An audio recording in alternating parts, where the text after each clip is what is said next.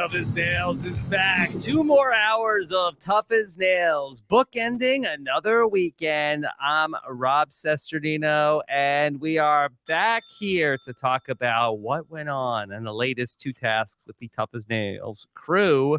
Back with us, of course, she's the toughest part of the Tough as Nails podcast. It's Jessica Liese. Jess, how are you? Speed check. Okay, okay, we're going too fast. Going a little too fast. Going too fast, okay? Because I read a study that people that were rushing, and then also people who were slow and steady, they finished at the exact same time. That is a study courtesy of Tortoise and Hare University. They put a lot of research into this, so this is not what SAT math led me to believe. Slow it down.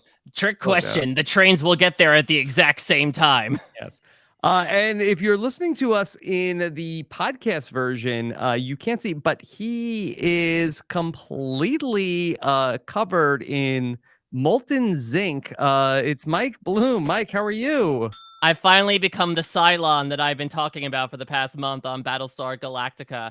I'm doing well, Rob. I am the whoops of podcasting. I have my ups and downs. There it is. Yeah, and people leave usually a bit dirtier after dealing with me. So excited to talk about, I would say, a pretty dramatic couple of episodes of Tough as Nails. Savage Crew showing their most savage crewness since the first season, I would say.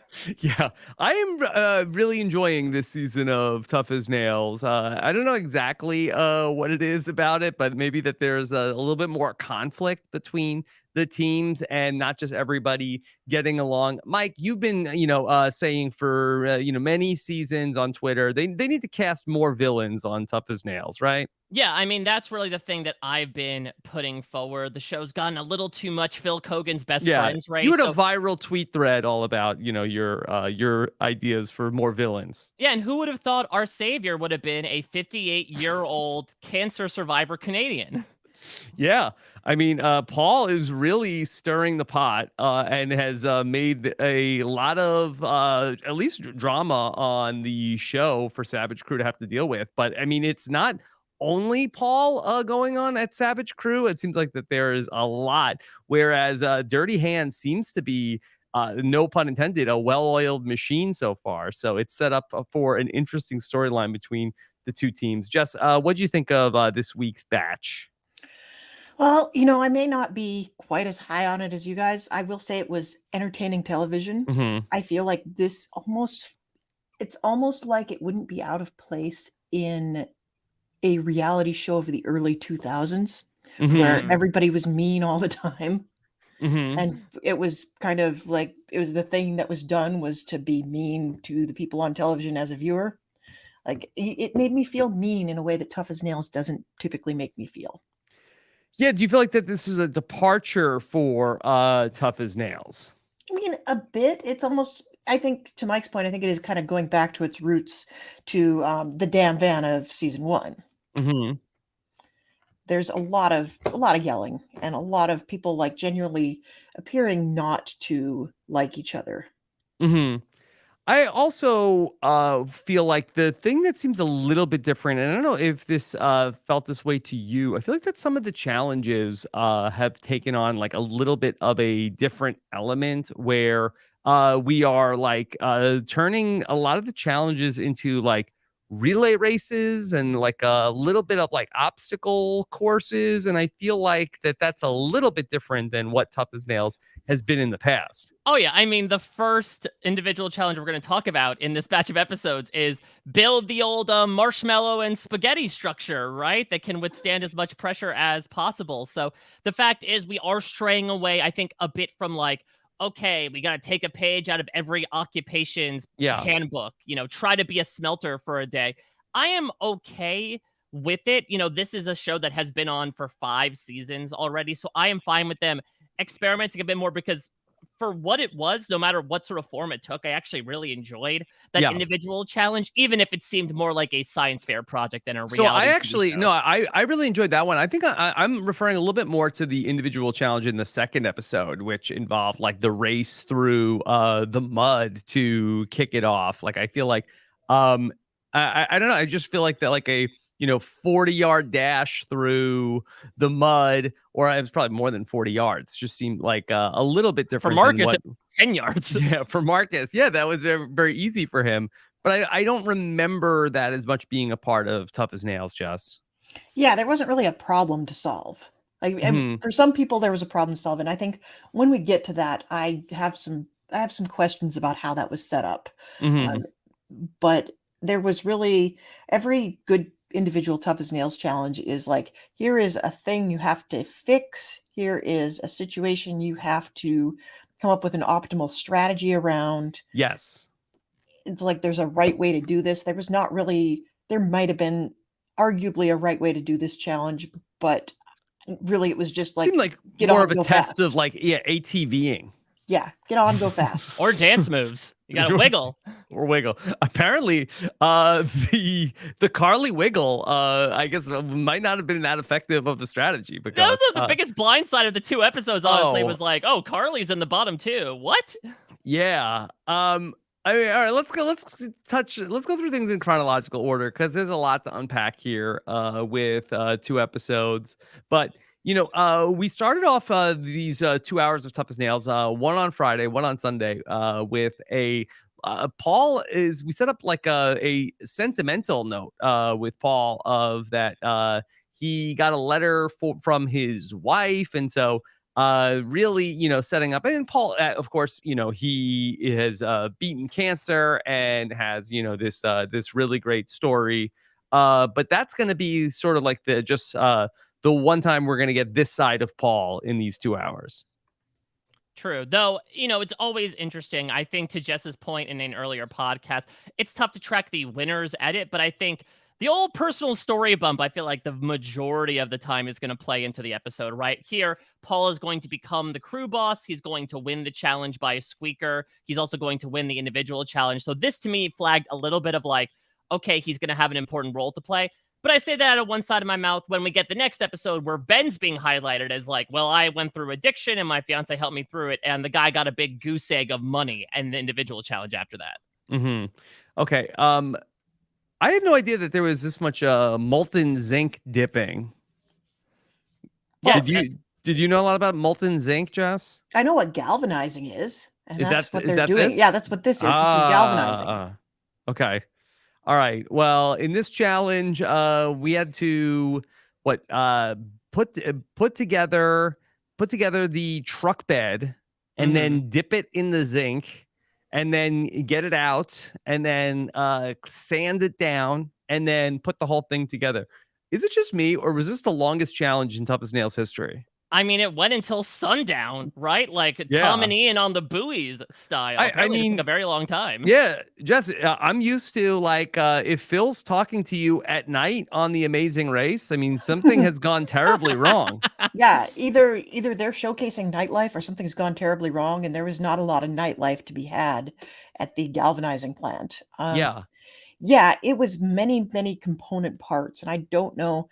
I feel like they're trying to tell a complete story here, so I get why we had to have 3 parts, but it sure felt like there was a lot of Zen gardening here. Like that maybe went on for about a minute too long. I don't know. I love that sequence It's of funny. Dirty Hands with the plaintive music and Savage Crew just yelling at each other, trying to hook up this truck bed in a very, frantic fashion. I mean, but that's been the epitome of this season of these 2 teams. And even after that, I mean, I know Savage Crew has gotten the win in this challenge. And so that maybe there is like a method to their madness, but I feel like that Dirty Hands was, presented as like the Zen gardening and then still had to have like the team meeting about how like, hey, we're too out of control.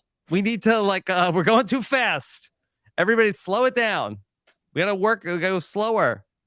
So I think that's been such an 2 very different teams that we're seeing. Paul is the crew boss for Savage Crew. And I love how he just responds where, again, Savage Crew, up until the Carolina of it all, is just going to like say, you're the crew boss. And Paul's like, oh, yeah, sure. Yeah, absolutely. Yeah. And Paul during tasks is one of my favorite things about the season because he just comes alive in more ways than one, for good and for bad. Well, It's Paul, Jekyll and Hyde. yeah, he It's has two truly Jekyll and speeds, Hyde. right? He's like, yeah, oh, as a someone who's this is in my bag, and it's like, shut up, stop talking. I Yeah, don't like has care. the mouth of a sailor is singing like, "Oh, I'm welding and I hate dirt." Like, does this man work this way in his warehouse as well? It's like once he punches in, this is when work Paul just comes alive, and watch out, don't get in his way. He's really in the beginning of this challenge was on one. He was like yelling like, "What the hell? What are you Who did doing?" that? Well, that's not right. Fix it. Yeah. And then he's ultimately gonna tell Jessica, stop talking. You stop talking. Good look. Yeah, tell a woman to shut up. That's a really good look. That didn't go great. But like the thing is that he goes back again to like primal form Paul when he's in the van of like, oh yeah, totally agree. Yeah, shouldn't have yelled at you. Shouldn't have said that, you should stop talking. But then for some reason, he like doesn't correct the behavior again when he gets out there on the field. It's like he goes blind. He starts seeing red and he goes back to that form of Paul. Yeah, and the thing that surprised me about it is she's like getting clarification on a task. She's not like talking about unrelated things. She's not, distracting everybody or doing something incorrect. She's trying to work her way through the task. It's like only Paul is allowed to narrate what he's doing while he's working, I guess. Yeah, we also get Paul the Carolina a little bit about the bird's nest. Just a smidge. Oh yeah, well that as well, right?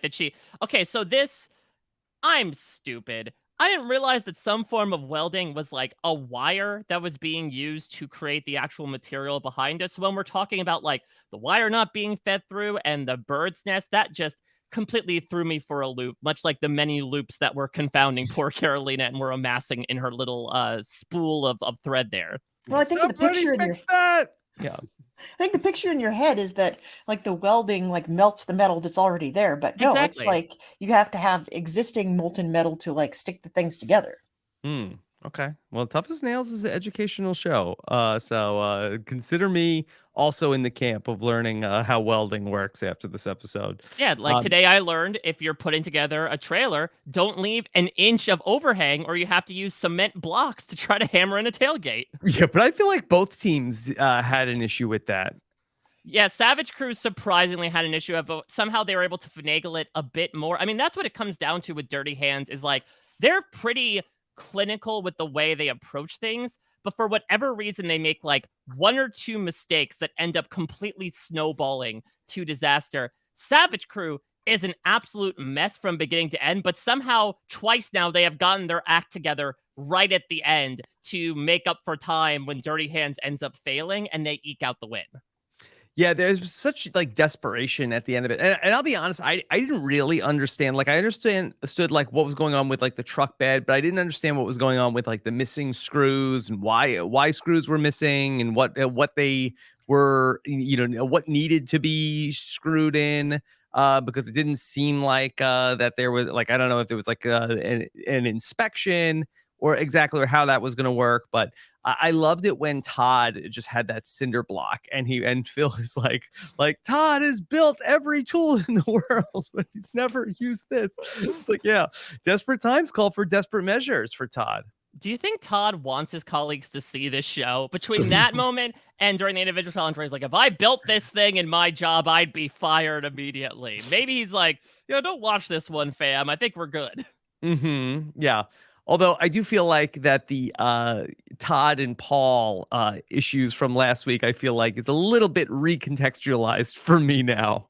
Well, listen, when no offense to Paul, Todd kind of is good Paul, right? Like, especially in the second episode when Todd's like, love dirt, reminds me so much of the farm, but considering how we know Paul hates dirt. Paul hates dirt. That it really is two sides of the same coin right now. Yeah. But ultimately, as we mentioned, Savage Crew is gonna get it. So I don't even understand how this happened, but Savage Crew, they're gonna eke out a win. Even in the other team challenge in the fourth episode, I was surprised how close it ended up being. It's weird because we talk a lot about how things may not necessarily be as close as we think they are. Yeah. We did see a couple of like at the beginning of that one, I thought it was like this is going to A be one of those rare blowout, yeah. occasions where they can't even pretend to make it close. So I'm inclined to believe that one. Some of the time they can show some things out of order. They can, if they're not showing them in the same frame doing the same thing, we Yeah. don't know. But that one, I was genuinely shocked. Yeah, Rob, it seems like Savage Crew is kind of like the Minnesota Vikings of Tough as Nails, where like somehow in these one-score games, they're able to like somehow get a victory under the oddest circumstances, under the biggest hot mess ever. And then sometimes they'll absolutely fall on their own sword. Yeah. Okay. Well, I know from football analytics sometimes that these one score games, sometimes that they go the other way, then it's not necessarily repeatable. So we'll see if ultimately like things are going to get worse for Savage Crew as the season goes along. But in the damn van, we've gotten some really good damn van stuff this season. So Jessica is going to talk about how one, she seems surprised that they won, but also Paul, for constructive feedback, don't tell me to stop talking. I would never do that to you. Yeah, it's funny. I love the way he responds in the moment to the constructive criticism, because he at first appears to take it all in, and then it's like I feel like Work Paul is like struggling to come out. He's like fighting him from the inside, like inside of you are two Pauls. A little bit of Hulk and Bruce Banner, yeah. Yeah. But what I thought was wild was then here comes Aquila. Yeah, and Aquila, top rope. and Aquila was like, all right, well, Jessica, now that you said something, you made it weird. I don't know how to act now because you made it weird. You had to bring this up, and now I feel like I have to walk around eggshells on you. I don't have no cupcake composition, right? Is essentially what you say, a cupcake approach. Yeah. And this was random. I wouldn't have known what that means. Yeah. I mean, I love it, though. I love Jessica so much because she does not mince words. Again, this is what I want a reality TV contestant. It's like, yeah, say something. I want to hear the truth that you're expressing. That's reality, for lack of a better term. And the Aquila of it all is interesting because I think initially, to Jess's point, this team's storyline would be contextualized as, okay, it's Jess and Paul not seeing eye to eye. But then here comes someone like Aquila, who we did predict last week is a bit of a headstrong person, as well, a bit of a fiery personality, pun unintended. And so for her to come in and be like, nope, I can't deal with that thing either. Now, Jess, you're in the wrong. And now we've created this sort of like rock, paper, scissors of people having conflict with one other person on the team. Yeah, well, and it's kind of, I think she might be a little bit results oriented here, because she's like, well, why does it matter? Because we ended up winning that challenge anyway. So, if we had lost, maybe it would be time for constructive criticism to talk about what we did wrong. But if we won, we couldn't have done anything wrong. Mm-hmm. Yeah, and so this is a very fiery team between Paul and Jessica. Well, both and firefighters Aquila are on the team too. And Carolina. It's like the one really mellow person is Dustin. It's like, can we all stop fighting? I love Dustin so much. Like he might be the stealth funny guy on the season. Yeah. Well, he was one of the people that ultimately was able to complete this challenge here, the 2,000-pound challenge to build a structure and see if it can hold its weight. I was into this one. I liked seeing this. This was something different. I gotta have my Coach Wade moment here. I've done this. Oh, metal. It was that Coach Wade. Okay, all right. This podcast is going in a different direction. I don't know if Jess realized. Just food for thought. Food for thought from Jess. Okay. I'm sorry. I'm going old school here. This is like 2009 Coach Wade. I don't know what he's doing now. And it sounds. Don't look it up. Don't look it up. I do not want to know. Yeah, this is going to be a risky Google after this. Iron sharpens iron. Yeah. And SFW. Wow, I stepped in it there. No, I'm just going to throw this out. This sounds like something I bet Mike Bloom did this too. Did you do Odyssey of the Mind, Mike Bloom? Oh, I did not do Odyssey of the Mind. What is Odyssey of the Mind? Shocks. I'm shocked. It was like that's the challenge of the next episode. Yeah, it was like a team building thing in elementary school, and you would have like 5 people on your team, and they would give you a problem, and you had to work for several months to come up with a solution to the problem. And one of these things was you had to have balsa wood structure, and then you would be graded on how much weight it could support. And it turned out that everybody arrived to this thing with the exact same structure because there was like one correct answer to this. Mm-hmm. And it was also like as time went on, it became a little bit less like can 5-10-year-olds working together solve a problem, and who's got a parent who's going to do this for them and let them present it. Mm-hmm. But I do remember very vividly figuring out like that thought process of, well, it has to be a triangle and it has to have enough at the base that it can support the weight on top without crumbling on the bottom. And it was basically exactly how we hear Dustin describe his approach. And indeed, he's one of the people that passes the task. Carolina probably was able to get a lot of help from her parents during that when she was young, right? Considering that they're both civil engineers. Yeah, she definitely did Odyssey of the Mind. Like she's the age, she's got the parents that are engineers. They definitely made her do it. And then you have little Paul being like, "No, it doesn't work. Fix it. Stop it. Stop talking. Stop talking. Shut up." Yeah. Okay. So Paul, he got it right. He's got this like short, stout structure, reinforced. No problem for Paul. Yeah, I think if you don't go triangular, you go a little chody, for lack of a better term, and you go with like something that's relatively close to the ground, as opposed to the montage of fails we see from everyone else, right? Where I think it's Marcus who just builds like a tall, skinny structure, and no realm of physics would that ever work in terms of something to bear weight. You need something that's going to try to spread it out as close to the ground as possible. So I think Paul and Dustin had the two most correct methods, and it's no coincidence that they're the only two to actually pass the test. Yeah, Dustin's not as pretty as Paul's ultimately ends up being, but it does end up holding. And so it comes down to we have a matchup of Yessie versus Jesse. Not confusing at all. Yeah. I guess the nice thing is like when people are cheering for either one of them, they can kind of in their heads pretend that they're hearing the other person, they're hearing their own name. Just say S and then assume that, okay, that person will know. Because we know from the challenge, right, like the drama around, oh, you weren't rooting for me. If you go with the most generic amount of common syllables between their names as possible, then you're able to cover both tracks of ground here. It's plausibly deniable. It could be like, yes, of course I was rooting for you. Didn't you hear me? Yes. So the overtime in the Friday episode ultimately was basically kind of a little bit of a survivor challenge of put the Iron Eagle together. Yeah, do you think they knew they'd be airing this around the 4th of July? Because this is maybe the most patriotic Toughest Nails challenge we've had so far. Ironically, they're doing it in Canada. Yeah, that's true. Yeah. A little bit of a shout out to America here from Hamilton, Ontario. But yeah, build the Eagle. Have we seen a challenge like this on Toughest Nails before? I don't think we've seen something quite as much of a puzzle, but we have seen like here are disassembled parts and put them together. It just like maybe not. I think the thing that was being put together was always useful. Hey, this is useful. I have it in my home right now. Yes. Look, I'm not going to sit here and debate the merits of art with you, Mike, but it looked a lot like an erector set, actually. If people had experience with that, I feel like they had a natural leg up here. I just hope that maybe they donated to our friend Omer. Maybe he would like to have this piece of art at his home. I don't know how near he is to Hamilton, but he could have stopped by of like, this is Omer. He's a bird expert. He'll judge the puzzles. Yeah.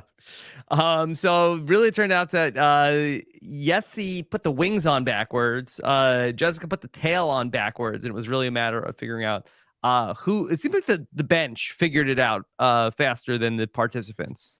Yeah, this was one of those typical episodes we get sometimes on Toughest Nails for Yessie, where like she stepped up as crew boss because she thought, okay, this is like a smelting ironworks challenge. This is right in my wheelhouse. We get the personal story bump of like, well, my dad doesn't really believe in my career because he thinks it's too dangerous. So I'm here to prove of what I'm capable of. Then she goes into overtime and then she loses. It really was like a 3 strikes and you're out for her. Yeah, this was a 5-hole. Yeah. I mean, this whole episode, really was a 5-hole for Yessie because we're sort of like as a person who is she's an iron worker, right? Yeah. But I don't know if she typically on the day-to-day ends up putting together tailgates for people. So maybe that was the one thing where it was the rare hockey puck she has not dealt with in this 5-hole example. Yeah. Okay. Well, I mean, she ends up going like 0 for 3 in the 3 parts of Tough as Nails, in like being the crew boss that loses the team challenge and then loses the individual challenge and then loses the OT. And It then was, a very quiet episode 4 for Yessie. yeah, and she's also, I think it's tough. She's also the youngest person on the cast.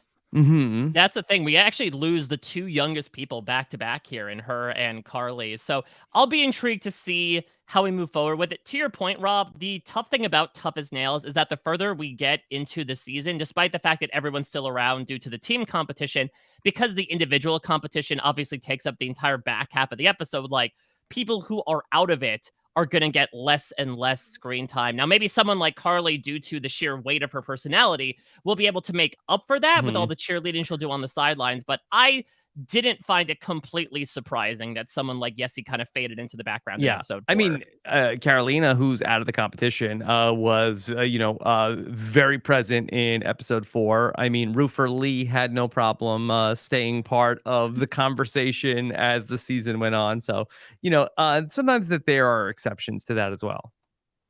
So we just need Yessie's Wang Dang Doodle catchphrase. Is that what you're saying? Yes. Yes. Yessie. Yessie. I kind of feel like if we're ranking these contestants by who is most likely to drop a memorable catchphrase of their own, yes, he's toward the bottom of that. Mm-hmm. Yeah. Look, Tough as Nails contestants, you need a catchphrase. Okay. Well, you can't. It has to come up organically. Organically. You can't force a catchphrase. It's like trying to nickname yourself. Yeah, we don't want any GMO catchphrases, any sort of genetically modified things that get unnaturally brought in. Let's shift to the Sunday night episode. Everybody shift loves gears. shift gears. Everybody loves Paycheck. to end their weekend with Tough as Nails on Sunday night. It's the new tradition. And so, all right, we have this conversation that we were talking about in the beginning of the episode about Dirty Hands wants to calm down. And so we see that Cheryl is really a very avid proponent of this. Okay. We need to Mike, a safe word, if you will. Listen, there are enough people in that team. I know we said that Dirty Hands tends to be the cleaner group, but maybe they're secretly freaks in the damn van, considering that, yeah, they bring up a safe word that if things get too heated, if they get too caught up in the moment, they'll say a word to like take a breather, make sure cooler heads prevail, and then they can engage in their activities some more. They are a team of dirty hands. Dirty hands and dirty words as well. Yeah, I as we talked about before, I don't know what study Carly is talking about. I do question it just due to my knowledge of the space-time continuum, but I suspect there may be something to imposing a sense of urgency on certain people actually makes them kind of get the yips in the moment and lose focus on what they're trying to accomplish. I could see there being some merit to that, but I would say in most cases, if you are in a hurry, you will go faster and you will get there sooner. Yeah, I would say maybe the study would translate more if it's like you have to accomplish a task and it's if you're given a short amount of time versus a large amount of time, because that would almost instill the idea of rushing versus slowing down. When you incorporate like elements like traffic or stoplights into it, maybe that would lead to the same destination. But I don't know. I'm questioning this study a little bit. Yeah, I think that also the idea is that you're going to make more mistakes when you're rushing. You have to go back and fix them. And so just do it and get it right once as you were going through it. But, that the two teams are just so different. And I think that makes it for a little bit of a fun study that we get to do each week of, okay, Dirty Hands is going to be very slow, very methodical. Everybody's working on the same thing. Whereas Savage Crew is just like the Hot Mess Express of like very disorganized. Everybody's off doing their own thing, and then which is going to be the right approach. Classic Orange Tribe behavior. Very much so. Savage Crew actually had a conversation before the challenge that they were going to work on their communication too. Jess did not go as well. Not quite. Not quite. Okay. All right. Let's head on out to the motocross race, and we're going to be making whoops that did not know that this was, like And I feel like Cheryl's that. like, whoopee, great. It's like, no, whoops, Cheryl, please. Come on. Mhm. It's a family show. Yeah, It's 8 I think o'clock this hour. was a little bit of an interesting task for Tough as Nails because I feel like that for the most part we learn about like different like construction industries or farming or something like that. Here it's like the motocross track is one of the most fun places you could ever ride a motorbike. Well, I feel like this is where I like how I like Tough as Nails the most is when you get a Yeah. little bit of how it's made in my Tough as Nails. I Mhm. agree. Yeah, that we're now straying from, again, to your point, Rob, like the Family Feud top 10 answers you'd think of careers to be highlighted on Tough as Nails. Now we're going to the motocross track where, granted, one of our 12 contestants does have a profound amount of experience there, but usually the contestants and the audience would really have no idea how much work goes into making it. Yeah, like this stuff has to get built, and I want to. It's educational to, like, even to start thinking about, well, how would you put that together, and then to get to see how it's built is a little bit more fun than just like we know what goes on in a machine shop. We don't Mhm. need to go back to that. Okay. Well, we meet Sean and Brandon, who are named after their favorite Hans family Oh, God. members. their their brother Russell still Russell can't win couldn't a make it. Yeah. contest. No, he was there. He just wasn't in frame. He was very much below the camera line. Anyway, so all right, They actually sized the whoops off of Russell. make your whoops, make the whoops. Okay. All right. We're going to get two new crew bosses. Cheryl is going to be the Dirty Hands crew boss. She is going to take charge after that conversation. Meanwhile, Carolina is going to be the crew boss. She has the experience working with motorbikes before. And Todd, we're going to get him on the skid steer. Yeah, Uh, which is a little bit of a five hole too, right? Considering that he owns one, he operates one seemingly every day of the year, and here's poor Marcus Jones, whose legs can probably barely fit within the skid steer, having no idea what he's doing. So evocative of just Savage Crew's entire approach to these challenges. Yeah, so Marcus the skid, just what happened here? He seems like to like infer he knew how to operate this and he cannot get it started. It's like I think it's like he looks at a big piece of machinery. He's like, well, didn't we just drive something that was big with a motor? I bet they're all the same, Yeah. philosophically. And then it turns out that this one quite a bit more complicated. Yes, and here comes Aquila, who is a firefighter, does not operate this piece of machinery, and she just gets in and it's no problem. Could be more similar to a fire truck. Maybe. I don't know. But you would think that Marcus is like driving like a forklift. I think that we see him with these like giant CO2 canisters, right? Well, the problem was that he wasn't able to get it out of park, it seems like. And so I think Aquila just like pressed the right button at the right time. She was able to see what he couldn't. Is Yeah. this a manual transmission thing? Maybe. Always learn manual transmission before you go on Tough as Nails. Just Before you go on a Phil Kogan show, learn stick no matter what. Yeah. Okay, so we talked about the Dirty Hands strategy. They're all going to be working together, whereas Carolina is the crew boss, but I don't think that people are necessarily, Paul, listening to what she has to say. She's getting out the string, Jess, and Paul is like, get out of it. We don't need the string. Yeah. I feel like you're supposed to listen to the crew boss. Like, that's why you make them the crew boss. I don't tell you what to do. I just love the indignation of Darth Paul over the course of this challenge. Like, who the bleep left this string here? Oh, it's so dirty. I hate dirt. It's rough and coarse. It gets everywhere. That's what I was gonna say. Yeah, he doesn't like. It brings out the side of him.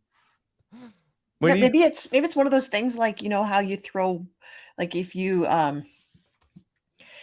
I'm trying to think of like a right thing, like if you feed the gremlin after midnight, maybe this is his gremlin's moment. Like he gets dirt on him and he transforms into work ball. Yeah, well, I think that it's a little bit of like sort of like the Hollywood Hogan of like you dirty him up a little bit and he Wow. becomes like a different character. Well, let's not completely throw the dirt onto Paul here, because Jessica and Carolina as well have a little bit of a discrepancy, right? Where the first whoops is like right over the way they measure this is that here come the hand spros with these 5 ropes, and you have to like get a perfect arc essentially. And when they don't, I think they've like overstuffed it with soil. They have to tamp it down. But there's this disagreement where like it seems that Carolina is just kind of shuffling dirt from one section to another, and Jessica's telling her, no, you have to sweep it off. So, again, I will say that, like, just the headstrong nature of someone like Jessica, who, in case you didn't know, was in the army. I'm not sure if you picked that Hmm. up from the number of times it was stated Yeah. over the course of the show. I think is another interesting dynamic as well. And maybe also speaks to Carolina, obviously, I think correctly has a point about being talked over and being ignored. But I do think maybe one of the reasons why is that there were some people on the Yeah. team in that instance with Jessica feeling like, you're not exactly doing this the way we should. Yeah, and I do wonder if this was a case of where I think that Cheryl as a leader, I think might have been like a little bit more vocal about like delegating the tasks of what everybody was supposed to be doing at a certain point. And I think that Carolina, I think, was coming at it a little bit more of like, hey, I know how to do this. Like, let me cook. Let me in there. Let me do what I need to know how to do. And then everybody else maybe was not being delegated like there are different assignments. She was just sort of like stepping in and like, here, let me get in there. I got this. And so I think that that created some confusion for the Savage crew. No, I think Yeah, it's so hard when you know exactly what needs to be done, and you have to both teach someone else how to do it and then be sure they're gonna do it. Hmm. yeah. I mean, the two approaches to this challenge were so interesting. The most discrepant I think we've seen on a challenge so far this season, where Savage Crew really spreads things out. They have 3 to do, and so they're like, That's how you make okay, whoops, Mike. yeah, exactly. Let's work on all 3 at once so that like we can fine tune them as we go along. Whereas Dirty Hands obviously doesn't have someone who has experience like Carolina. And so they say, okay, if we're learning on the fly, let's get really good at one so then we know what to do. And initially you'd imagine on paper, okay, this one at a time strategy from Dirty Hands is going to be the prevailing one. But once again, Savage Crew surprises, and at least from the edited perspective, was able to catch up a fair amount just because they had put so much work in on the other 2.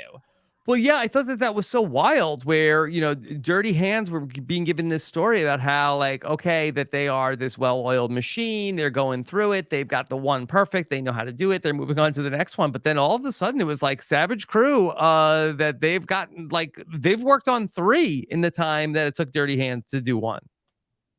Yeah, I mean, it depends on, like, how badly you screw up all 3. Like, Mhm. I mean, how hard is it to screw up a pile of dirt, right? Yeah, it seemed like they didn't screw it up that much, and this turned out to be like very close. And it was just interesting because, like, stylistically, it seemed like that there were no issues for Dirty Hands. Savage Crew had like every problem imaginable, and it ends up being pretty close. And then once again, though, it was personified to us that Dirty Hands was having problems.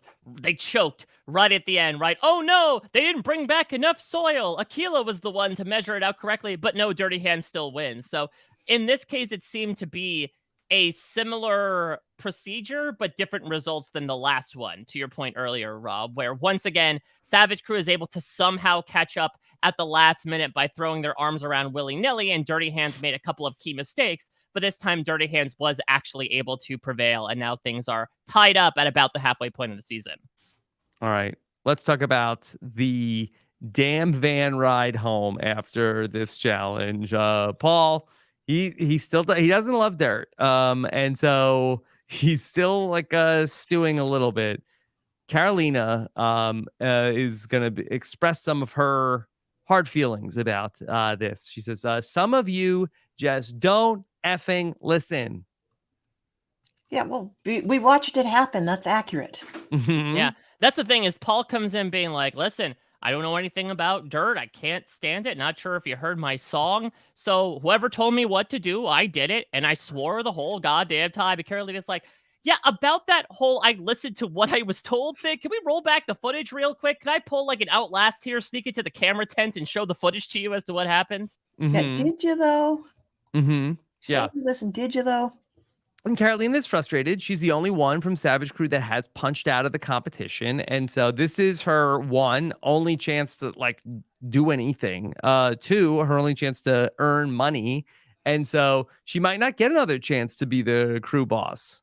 And that's the really dramatic dynamic of Toughest Nails that I've always enjoyed, specifically in like the first half of the season. Again, we saw this back during season 1 as well, when people from Savage Crew kept punching out early. It was like, this is insult to injury that now I have no chance of winning money, including the big grand prize. And also I'm losing money in the team competition as well, that this becomes so high stakes the further we go along, because there are more and more people that are relying on this money. And so Carolina, I think, felt very singled out for a number of reasons. First, being talked down to or talked over, despite the fact that she knew how to do this and her parents were civil engineers, but also the fact that she is very much on an island at this point of, great, you guys get to dust yourselves off, take off the dirt, and move on and compete. I have to stay behind and watch you all from the sidelines and wait until next episode. And so I think it's a really great microcosm of how unique the dynamic of Tough as Nails can be, where some people put so much into the team competitions that it leads to really high stakes moments like this. All right, let's talk about the individual challenge. And this is going to be the challenge where if you didn't watch the episode, we have to run through like this very muddy field, get to the other side of I would say it's probably like, what, like 100 yards? Yeah. Give or take. Then get on an ATV and then ride the ATV back through the mud and then pick up a log and then drag the log back through the slop and then deposit the log at the finish line and then crash your ATV into a hay bale also. Jess, are you sad that no one said my ATV is broken? This is bullshit. I'm sure some of them were thinking it. Yeah. Okay. But the broken ATVs are the next challenge, Mike. Yeah, there you go. All right. So interestingly, Andy Denhart, who does Reality Blurred, that he put up an article about how he recapped these two episodes and said that he felt like that this challenge really wasn't fair because that based off of where you were going, it seemed like that the track got sloppier as you went along, which really would explain how the people who ended up going first in Marcus and Jessica, I think had the two of the top times, Akila and Cheryl, who it looked like, okay, Cheryl, she's in the bottom two. Or her leg might fall off. Yeah, they had two of the top 4 times. And then the people who were at the back of the pack were all the people who had the slowest time and got stuck in the mud the most. Yeah, I think it's a good observation. That was my observation. I didn't see this article. That was my observation as well. It's like the more you drive over that thing, the deeper the ruts get, the more the mud builds up and the harder it is to get across that thing. And I think you want to draw the first heat and you want to go as fast as you can across that thing so that you don't have time to get stuck. I don't know. I sort of see more of a give and take with it, that the earlier you go, yes, the more likely you're going to be dealing with an easier course. But as Todd points out, the later you go, the more you can watch the mistakes that people have made. So then you can figure out exactly what to do, which is what's going to put Todd, I think, in a pretty good position at the end of the day. Mike, he had the 6th best time. Right, because he still does get stuck, but he's able to say, okay, it could have been a lot worse if he decides to do the Carly wiggle, which didn't Carly like go 3rd out of the 5 heats and she ends up in the bottom here? Yeah, her and Paul, I think, were in the 3rd heat. Yeah. So the 3rd heat was clearly the cursed one. Yeah, so, all right, we got Marcus, who, like a gazelle, was able to just not get stuck in the mud at all. I do think that was a big help for him. Fewer footsteps in the mud, less of a chance to get slowed down. Yeah, it was. I mean, that's the thing about the mud. You just kind of have to you have to run across the top of it as fast as you can. Like the second you stop, like that's when it gets you. Yeah, Marcus Jones really came out of nowhere in this episode, right? I feel like he has been one of the most purple members of the cast up to this point, and here he comes through getting a win. I mean, perhaps the one of the reasons why he hasn't been shown as much is maybe the muddiness of his speech, for lack of a better term. Definitely has a bit of that like JT Thomas Southern drawl kind of Mhm. mush together words type of thing. Might need some subtitles there, but I was really happy for him. He took advantage of his long legs here and driving across and was able to take home the win here. And maybe this means a good airtime bump for perhaps the person we know the least amount about through 4 episodes. And then I was just happy Jessica wasn't going to be in the bottom two. I was like, she did really good. That Yeah. she doesn't have to go to overtime today. Yeah.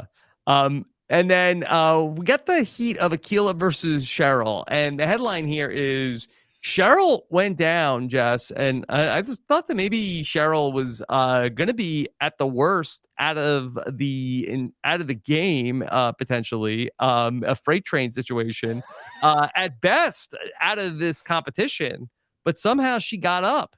Yeah, it was less of a freight train situation, more of a Sergio situation. Mm-hmm. Like she managed to pull it together. And the nice thing is, like the whole second half of that thing, you're not running. So she just had to get onto the ATV.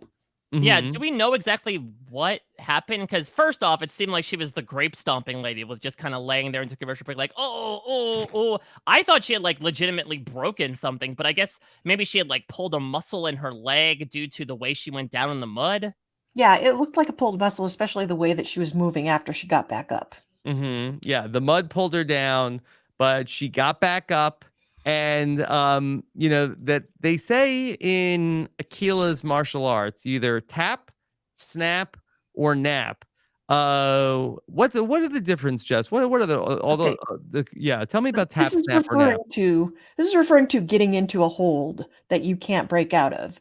You either tap to Yeah. tap out of the hold. Yes. You snap, you break a bone, Yeah. or you nap, you pass out. That's how. Wait, Okay. can we assign each word to the three of us? Who's the tap? Who's Mhm. the snap? Who's the nap? Okay. I mean, and do you want to be snap? If you're snap, do you want to get snapped? Like, or are you snapping? I think it is snap. I think snap is the one you definitely do not want. Yeah. Okay. That's the All right. worst one. Yeah. Hmm. Uh, Allison, I'll take Snap. Snap is okay. one of the Rice Krispies mascots. I'll try Yeah. to put a positive spin on it. I'll be the Carly of this situation. Yeah. I'm not a big napper. I don't know if Jesse, are you napping at all?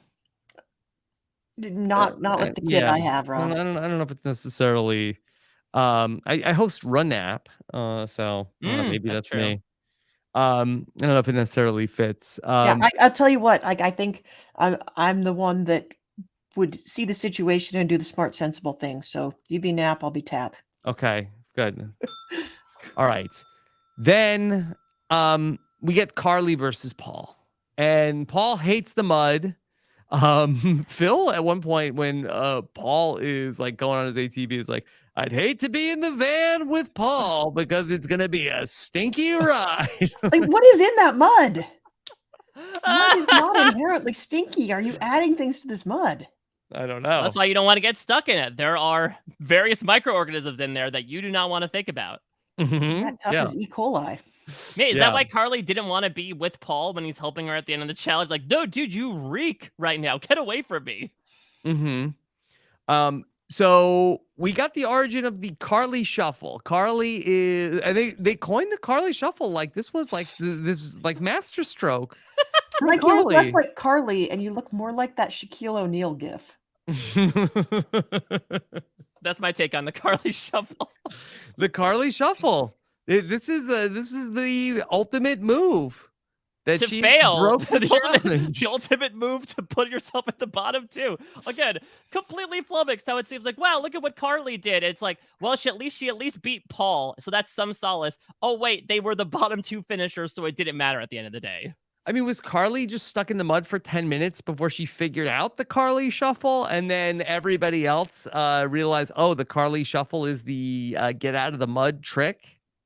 I mean, it seemed like maybe it was like the worst getting stuck of everybody. And we actually don't know what order these people actually went in. They could have aired it out of order. This is the point where we need Phil here so I can accuse him of shenanigans. Mm-hmm.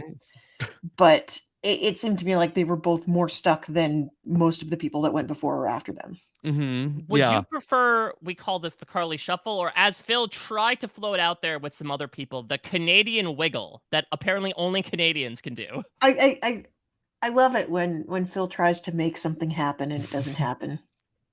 It's it's one of my favorite tropes on Tough Tales. And Okay. Amazing Race as well. I feel Yeah. like it happens more on Amazing Yeah, Race. is this the sorry for you of Tough as Nails? Mhm. Canadian Wiggle. So, who did Kenji go against? Kenji went against Dustin. Yeah. Okay. Kind of uneventful, right? I don't know. I love Kenji's story of him being like a rude ass kid in Vietnam. Of like, listen, my parents didn't give me any mind, so I decided to just run my mouth to kids. But if they were gonna beat me up, they were gonna have to work for it. And the image of him just like Jesse Owens style dashing across these fields, pursued by bullies. Mhm. Well, good job by Kenji and Dustin. They avoid the bottom spots, but Ben is also going to struggle here as well. Yeah, and Ben as one of like physically larger people Yeah. in the group, it really seemed like it's a little more comical to have a big guy falling down in the mud. Mhm. Yeah, the sort of the anti-Cheryl in that regard, but also, poor choice on his part. And I thought he was definitely doomed for the bottom between the fiance stuff and the fact that he was the only person to stall out his ATV. That because he decided to take to the mud at such a high speed, including his, disproportionate amount of mass, like it sank and it sank hard. That all that mud got into the engine. And so good on him. I thought Amazing Race old school style, we'd have to get like someone to come in there and pull him out and he was automatically DQ'd and get a replacement ATV. But he was able to stop and start it enough times, a la a modem, to be able to get the mud out there and continue. We did a hard reboot. Yeah. All right. Ultimately it's going to be Carly and Paul in the bottom two. A real like a mismatch of styles, Jess, between Carly and Paul. I would have liked, I think it would have been more poetic to see Ben and Paul at the bottom. You have your like Mhm. team captains Yeah. going head to head so early in the competition. Like that would have been great storytelling. But this is really like, again, it's like how different can you be? Yeah. Because and it depends on like it's even she's different from both Pauls. She's different from both of them. She's the opposite Mhm. of both of them somehow. Yeah, and listen, it'd also be nice because let's just point it out here. We talked about this last season as well. We're through 3 eliminations. All 3 eliminations are women. Paul is the first man to be in overtime, and Phil has definitely talked about this idea of can a woman win Tough as Nails. We obviously saw one in Leah, but it's a tough streak, I would say, especially looking at the past couple seasons like we have in 2023 of the disproportionate amount of female contestants that have been booted in the early rounds. Yeah, I think it's hard because I do think that that the part of the show is I think that for the women contestants they want to prove that okay I'm just as tough as some of the other male contestants that are out there, and we've seen that it's definitely possible that a woman can win Tough as Nails, but is it necessarily a level playing field?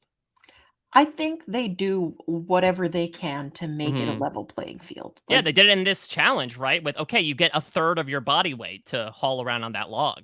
yeah, they try to be really careful about that. And so many of the challenges, like when you think of a challenge for toughness, you're thinking like it's going to be those lumberjack competitions with the guys swinging the axes and tossing the cabers and pulling the truck Hmm. with the harness.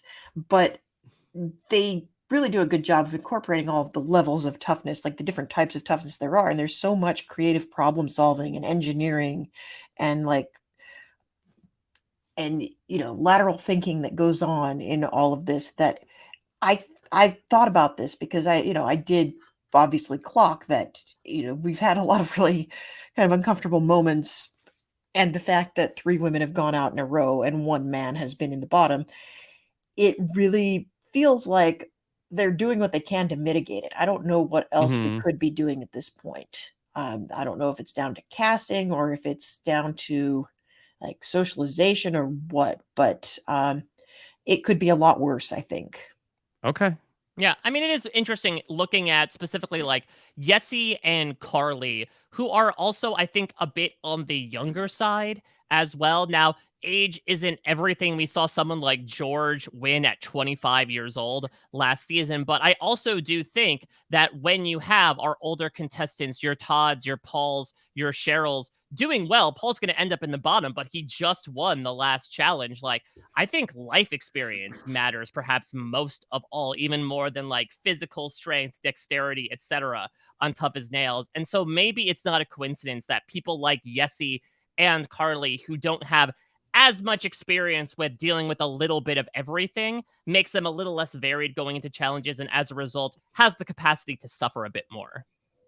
All right. Well, this challenge is going to be more mud for Paul. So it's not in his wheelhouse, but it was replacing the shocks on the ATV, which is something that did seem to come pretty naturally to Paul. He tells the story about why he took or when he took the fender off of his dad's car off when he was 16, because just to see if he could do it. For the record, as a parent and a car owner, I would be furious if I came home, Jess, and somebody took the fender.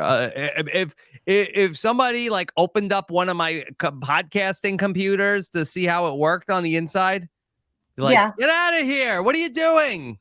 I could see that. I mean, thankfully with cars now, they're a lot harder to take apart because everything is computerized now. Mm-hmm. But yeah, I simultaneously, I know that, you know, being that parent is frustrating, and also you kind of want to cheer for that kid because kids that take things apart go on to become engineers. Do you think Paul's dad was like, "What the hell are you doing? Fix it!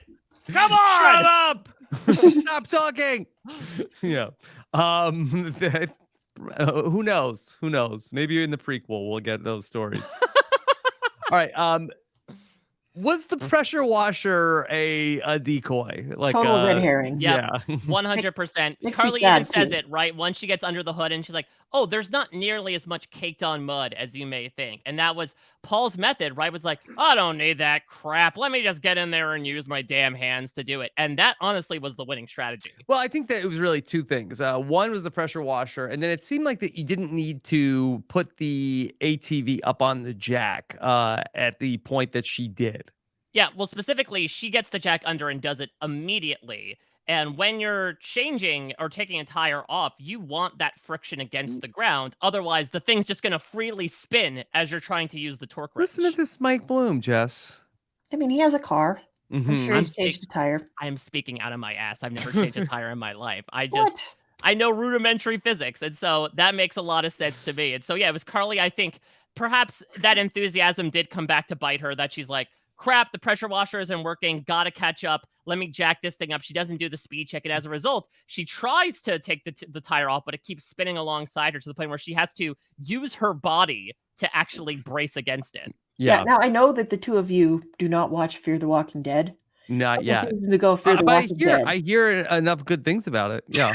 Oh, it's a television treasure. It's a wang dang doodle. Yeah, it's a wang dang doodle. There is a plot point of several seasons ago. Critical darling, Fear the Walking Dead. Yeah, on Fear the Walking Dead, of why you do not brace your leg underneath the tire while you're trying to get the bolts off. Okay. Yeah, it ends with a zombie walking 10 miles with a baby strapped to its back. Oh, okay. Well, that sounds like an OT challenge that'll come in like Tough as Nails season 8.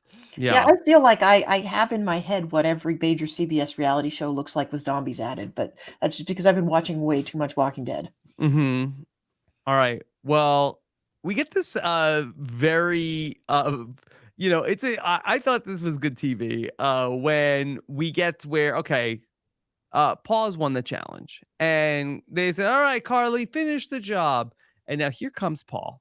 Now, and we've had a lot of fun with Paul, but here he comes. And I do think that his heart is in the right place. He's not trying to be a jerk of I'll show you how to do it, idiot. He's coming in and he wants to help her out. But Carly is like, get out of here. What are you doing? You're in my way. I mean, specifically with it being Paul, I can see why that would be extra annoying. I do agree. I think he genuinely was like, I'm gonna do the sporting thing and help finish the job, but Mhm. then it's also like the ethos of Tough as Nails is always like, when you're in this task, even if you're not gonna win, you gotta see it through to the end, and seeing it through to the end doesn't necessarily involve your opponent coming and doing it for you. Right. Well, Mhm. I think what didn't help is that it seemed like he was being obtrusive. This Mhm. wasn't necessarily like a, "Hey, let me be here for moral support," like Carly initially thought when he comes over. She's like, "Well, listen, why don't you just hang around? I love the company." But also, first he sat on her tools, which she needed to fix it, and then he's like, "Well, but why don't you try fixing that?" She's like, "Dude, I got one Yeah. off without your help. I think I could do the other Yeah, one." it's a little mansplainy. Yes. She says, "Give me the dignity to finish the job, all right? This is my moment, Paul. Get out of here." Some Uh, really fun Carly sound bites towards the end of this. I guess I love cleaning too much and it boned me in this operation. mhm. And I did love the sort of stinger we get going into the credits of Carly telling Marcus, "I'm so happy you wanted to kill it," being like, "Oh, I'm not going to hug you anymore. Okay, we see where it is, Miss Carly." Mhm. All right. Well, ultimately, I did think that this was, a lot of drama here for Tough as Nails. That's all I'm asking for. So overall, I did enjoy these 2 hours. Yeah, it's a more exciting season so far. They've Yeah. got some really good personalities, and the challenges have been interesting at least. Um, and it's a folding laundry show, but it's not a get out your phone and be on your phone show. Hmm. Yeah, Yeah. I've really enjoyed it. I think that the cast is pretty dang good. There are only a couple people that I feel like are fading into the background, but even they have moments where they pop, like a Marcus, like a Dustin. I really enjoy the team narrative. I feel like Tough as Nails is its strongest when there is like a story throughout the team competition, like we got back in season one of the Bad News Bears versus the New York Yankees, essentially. And so the fact that Savage Crew has been able to hang in there, I think, has been a really fun storyline of it's not just a complete slaughter each and every time like we saw with the OG Savage Crew. Like they're able to somehow get these small victories going on, but they are absolutely contentious before, during, and after the challenge. So I'm really excited to see how we pursue from there. The individual challenges, as we've spoken about before, I could see from one perspective how we are straying away from, okay, you be insert occupation here for the day and do this challenge. But the fact that they are more eye-catching, in my opinion, and entertaining is something that appeals to me. And I feel like there has been some interesting stuff going on as well. As much as we might decry the fact that only women have gone so far, I do feel like it's an inevitability that there will be other people going in and going subsequently. Like, I do think someone like Cheryl, maybe even an Aquila, stands a good chance of doing well in the competition. And now that we have perhaps gotten rid of some people who may not have been as up to snuff by comparison, some of our younger contestants, less life experience in particular, perhaps that means that now we're going to start to see some other people get thrown into overtime. So I know we're nearly halfway through the season already, but I've been enjoying this season. I think it's been a nice change of pace, both in scenery and characterization, and I'm ready to move forward to start picking things next episode. Yeah, we got apple picking. I feel like that we've spent a few times at an orchard at Tough as Nails, and I feel like that it should be a fun one. Looks like there's a lot of, again, I don't want to read too much into the preview. Seems like that there's a lot of conflict going on at the orchard, so hopefully it continues moving forward. Just any other thoughts on Tough as Nails this week? I think you two have summed it up pretty well. I'm looking forward to the apple picking next week. I feel like that's something we've all had experience with, so we can come Hmm. in here and like talk out of our butts about that. Yeah, Okay. considering that we are dealing with some like pretty dang bad heat here on the East Coast, I'm already looking forward to fall and the apple picking that comes therein. All right. Jess, what's coming up for you? Oh, well, Rob, I'm still in the middle of the craziest summer ever for me because all of my shows came back at once. Later in the week, I will be getting together with Dan Heaton to talk about Amazing Race Canada, which has been very exciting so far. It's a good season. Like that's the problem. It's all like I can't jettison anything because all of it is good. Like maybe Tough as Nails could start sucking. I can leave it to the two of you, but no. So then Mike Bloom and I get together to talk about the best Star Trek, Star Trek Strange New Worlds. Um, Hmm. Best Star Trek since Deep Space Nine, in my opinion. It's really fun. Oh, We have a okay. lot of fun talking about it. Uh, it's great for newbies and deep nerds. And then, of course, every week the Walking Dead panel gets together to talk about all things Walking Dead, which right now is Walking Dead Dead City, which is also good. how is that even possible? I thought Walking Dead was kind of like way on the other side of the shark, but this one's good. So you can join AJ Mass and Chappelle and Josh Wegler and I every week to talk that out. Okay. All right. Great stuff. Mike, what's coming up for you? The usual weekly stuff from a scripted perspective, talking about those zinc monstrosities in the Cylons in our Battlestar Galactica coverage. Jess mentioned Star Trek Strange New Worlds. I'm talking Star Wars Rebels on the Star Wars side of things. The Witcher, we're recently concluding episodic coverage of the most recent batch of episodes. And they'll also lightly tease that I will be on this week's Big Brother draft as well this Thursday night. So very excited to start warming up into Big Brother season, which is coming later than usual, but will be definitely Lots as of commercials though during Tough as Nails. Yeah, it will be as hot as the 800 degrees of molten zinc that the truck bed was dipped into, especially from a social media perspective. All right. Well, thank you so much for joining us here for our Tough as Nails recap. Make sure you're subscribed to Tough as Nails and all of our podcast feeds when you go to robbinswebsite.com/subscribe. Thank you for listening. Take care, everybody. Have a good one. Bye.